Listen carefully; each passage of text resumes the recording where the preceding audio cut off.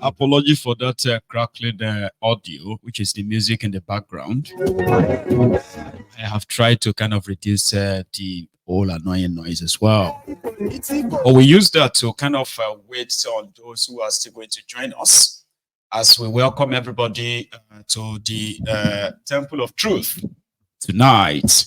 Remember, I mean, after reading the caption of the broadcast, read the description as well.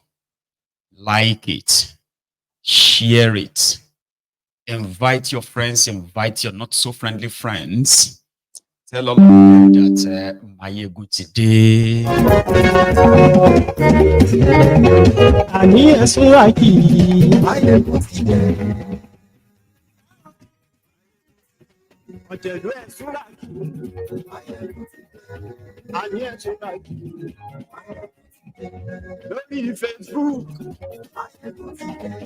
So the much awaited cabinet reshuffle that a lot of people have been touting and talking about. I mean, for those who have been blaming the Tinubus appointees as the reasons why you have not been feeling his regime. Now, he has sacked 5 ministers, appointed 7 ministers in their place, making him the regime with the highest number of ministers in Nigeria history. And he's also holding the medal for the most incompetent, corrupt, and backward regime, maybe plus illegitimate government in the history of the contraption called Nigeria. If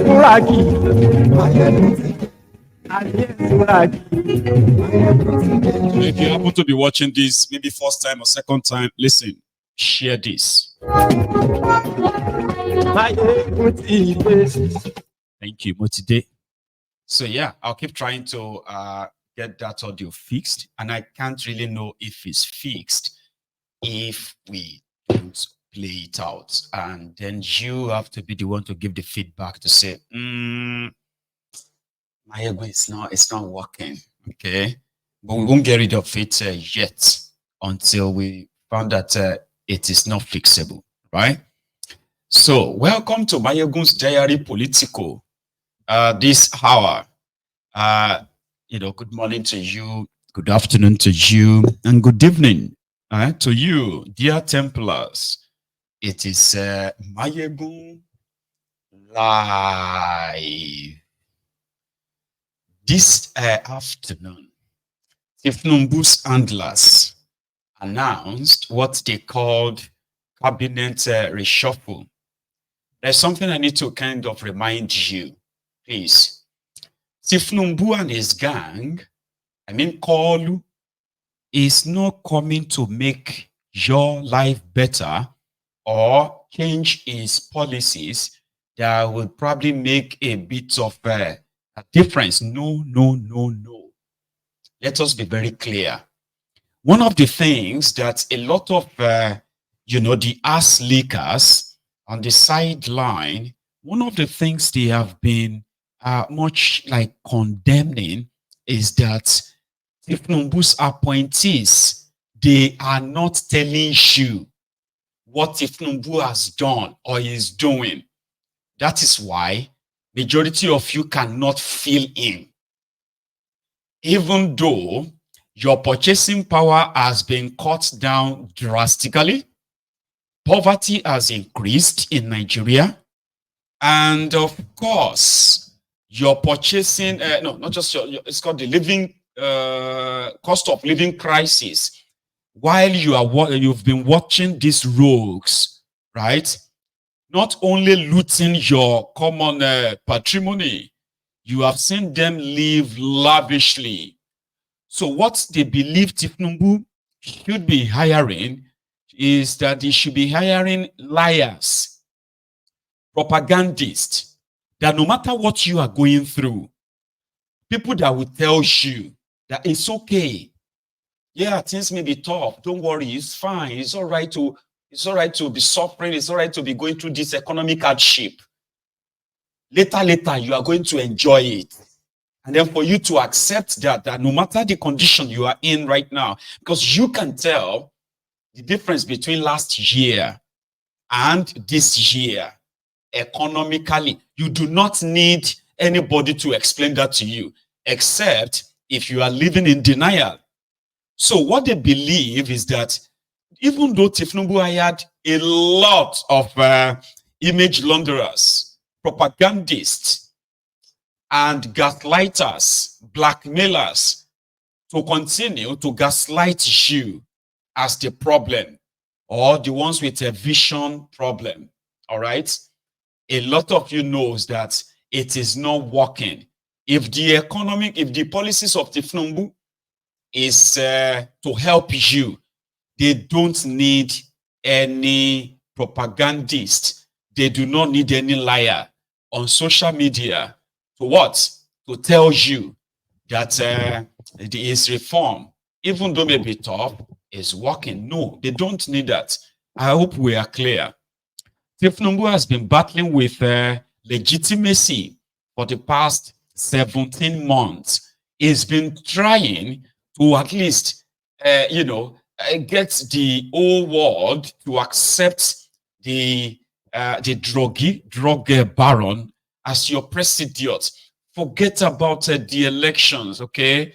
They want you to kind of embrace this Nigeria, and no matter what, okay, just accept that now God chose Tinubu. So, there's nothing anybody can do about it. He's been battling and fighting for legitimacy for the past 17 months. And his policies have made it even worse for any of you to ignore the fact that he rigged himself in. Even his supporters are not spared. Majority of them shouting that they are standing on his mandate. Majority of them have become crippled from hunger. They can't stand anymore. A lot of them have turned to beggars, worse off. But once in a while, right, they tend to tell themselves that instead of accepting that they have become people who self-sabotaged, they are supporting what will kill them. So they will just kind of fight it back and be like, no, like double down. Tinubu doesn't need any cabinet reshuffle per se, even though, yeah, cabinet reshuffle here in this case is just come and shop, is your turn. Yeah, take your own meal tickets and come and join us, and then tell people that since we have given you appointments, Tinubu loves your people. Oh yeah, come on. That's what this whole thing about appointment is all about. Just be very clear. Except if you are deceiving yourselves, okay? A lot of them are already celebrating. They have appointed our man. They have appointed our woman as a minister. And the ones that have lost out, they would now kind of join the rest of you. Even though when they are with Tinubu, they were telling you to be patient, give him time. So now, give them another 3-4 months, they too will begin to lament like you. It is always the same, recurring decimal, all right? So ladies and gentlemen, when they made the announcement that Tinubu will be reshuffling his gang of thieves called incompetent rogues as ministers, I was looking forward to see the likes of Bulaba, Daniel, Reno Mokri, the likes of Ojukwu, and some others who have been in the media lately doing the free pro bono job for Tinubu, but I didn't see them. However, according to Kolu, he decided to sack the following guys from his illegitimate regime. The one at the top is Uju Kennedy Ohaneye, the Women Affairs Minister, sacked. Then you have Lola Adejohn for tourism, sacked. Tahir Maman, the one that said the 16-year-old can no longer be admitted into university. even if they are brilliant enough to pass the entrance examination. Sacked. Here is another guy. This one is housing and do you even know these guys, by the way, apart from Uju? So Abdullahi Muhammad Guazo, sacked. Jamila Bill Ibrahim is only whenever there is going to be protest in Nigeria. Those are the only time I get to see this girl as a minister in Nigeria. Sacked. So in their group picture, this is the sacked minister. You are fired, as Uju is the one holding the gun. So there are others that Tinubus it's like reassigned is called. Okay, for example, right, the one they call Minister of State for Education, Yusuf Tanko Sununu, has been moved to Minister of State for Humanitarian Affairs and Poverty increments in Nigeria. So another one is Marufu Tunji Alausa, Minister of State for Health. Do you even know him as minister at all? To Education. Bello Ibrahim Goronyo has been moved from Minister of State for Water Resources and Sanitation to Minister of State for Work. So Minister of State Works. Honorable Abubakar Eshiopeka Momo, the Niger Delta Development Minister. They have now said, they said they've scrapped Ministry of Niger Delta Development, okay? So they have now created a ministry called Ministry of Regional Development. Okay. So then going forward, Uba Maigari Amadu is now from Minister of State Steel Development to Minister of State for Regional Development. Doris Uzuka from Ministry of Trade and Investment to Minister of State for Finance. This is the one that will now deputize Wale Idun, the Minister of Finance. So John Owen Eno, the Minister of Sports Development, they've scrapped Sports Ministry now. So they've created the National Sports Commission instead. So that one has been moved to Minister of State for Trade Investment. Yeah. I don't know. Should I keep going? Right? Okay. Anyway. So these ones are the sacked one. You've heard about that. The next list is the new ministers appointed and their portfolio. So you have Yewada Nentawe. That one a doctor. So they are from Angono. Say Minister of Humanitarian Affairs and Poverty Reduction. So this happened to be the Ministry of Better Edu. So now Better Edu is never coming back. That's that. So the ministry is Ministry of Humanitarian Disasters, Poverty Increments, and all that. Okay, where they are sharing money. Now, another one is Maigari Dingyadi. That one will now be the Minister of Labor and Employment.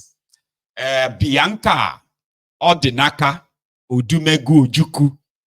That one will now be Minister of State for Foreign Affairs.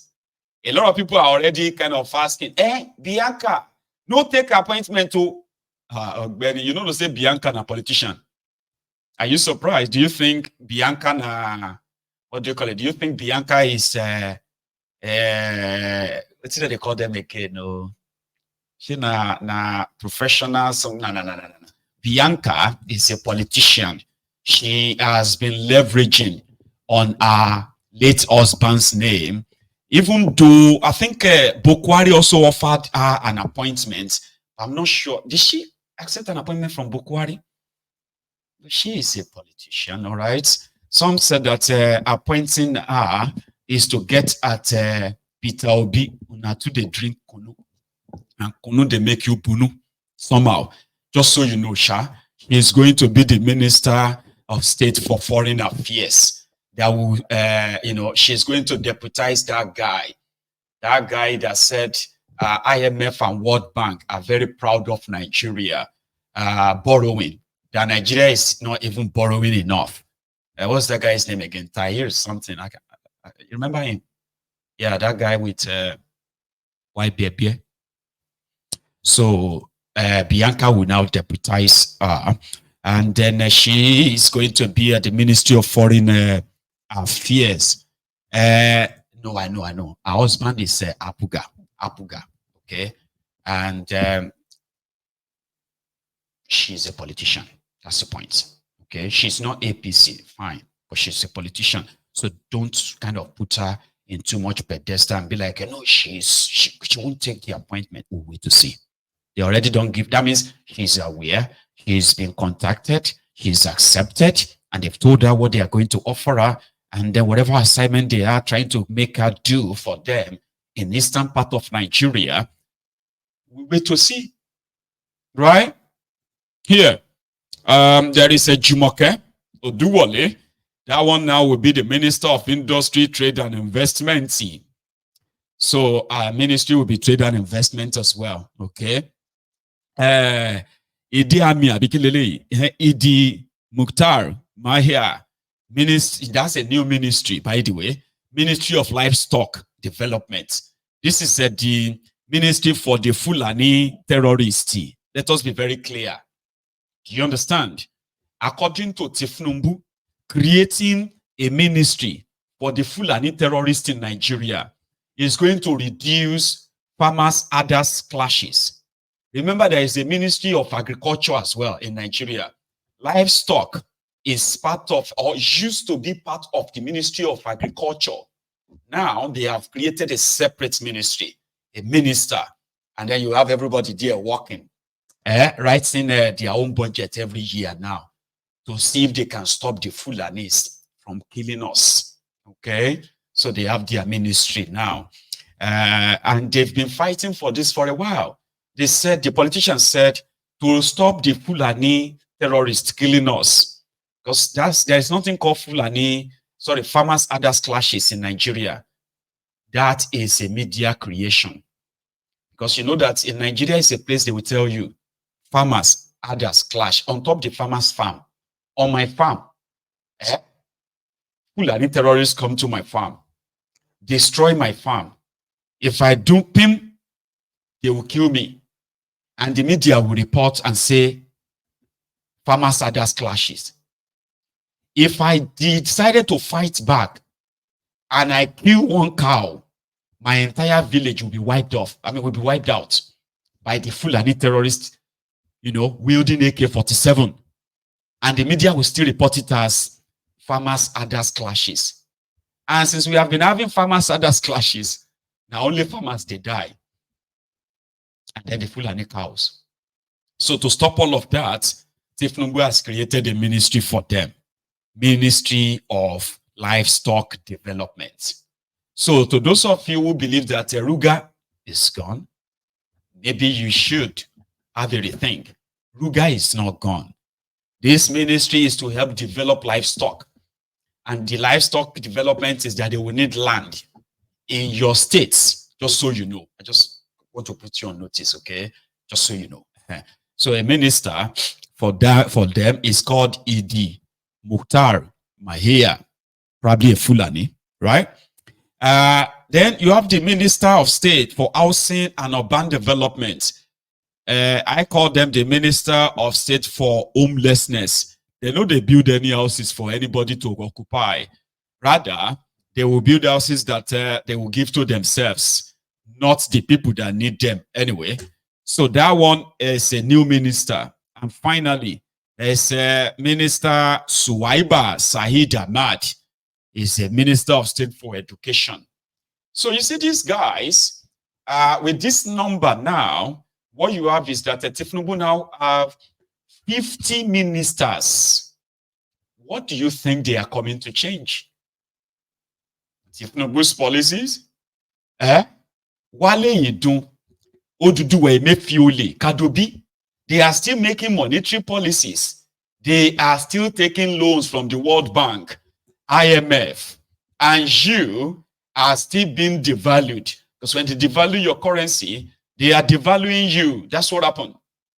So they are still there. What do you call him? The Abuja MC Olueron, with a wiki, is still there. Who else do you think we should remember among them? Oh, Abacha Bagman, Bagudu, is still there. Also, Patawale of Zamfara, the guy that is behind these supposed Fulani terrorists that are mining, different fields in northern Nigeria, okay, is still a minister, including that guy from Jigawa. What's that one's name again? He's still also a minister. So nothing has really changed. They just need more of them to come and tell you to be patient while they will chop. The only person will be say, come make them look like, man, Uju, Auntie Uju. So this afternoon, I saw a video of the supposed staff of the Ministry of Women Affairs, right?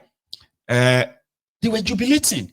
Now, this I asked on my platform earlier. I said, hang on, was Uju that bad that these guys in the Ministry of Women Affairs, they were celebrating? And I got the answer.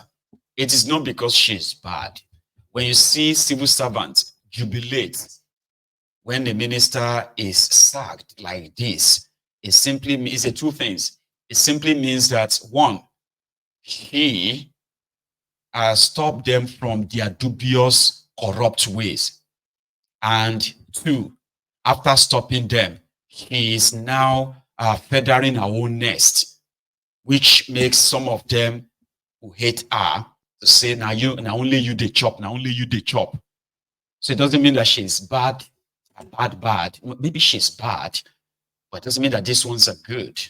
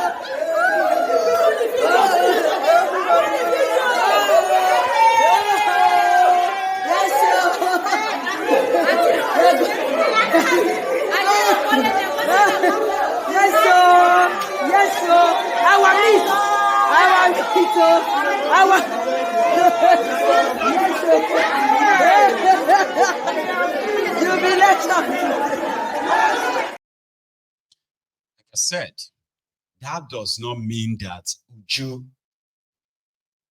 was bad. If you check it very well, it simply probably means he is not letting them do their dubious corruption. Civil servants in Nigeria, it's only in Nigeria you get to hear that civil servants have not been paid, but they know they resign. Imagine going to work where you have not been paid for months, because majority of them don't really care about the salary. It is about the corruption, right? Which is the order of the day. So if a minister comes in and she just suddenly stops them from doing all of that, while she is the one enjoying the whole thing, they will hate her. Oh, they will hate her so much. They will be gossiping about her or him. They will be talking about him, then saying, they will be praying. Some will even be praying for his or her removal. No, it can be very bad. I mean, it can be very, very serious to the point that they can become diabolical. I'm talking about doing juju, voodoo. So either get the minister should die, or fall sick, or get sacked. So whenever any of that now happens, they will now celebrate. You will think, oh, that guy must be very bad. No, it's not bad that way. Okay? It is like I said, either of the two, or just the two options I gave you earlier.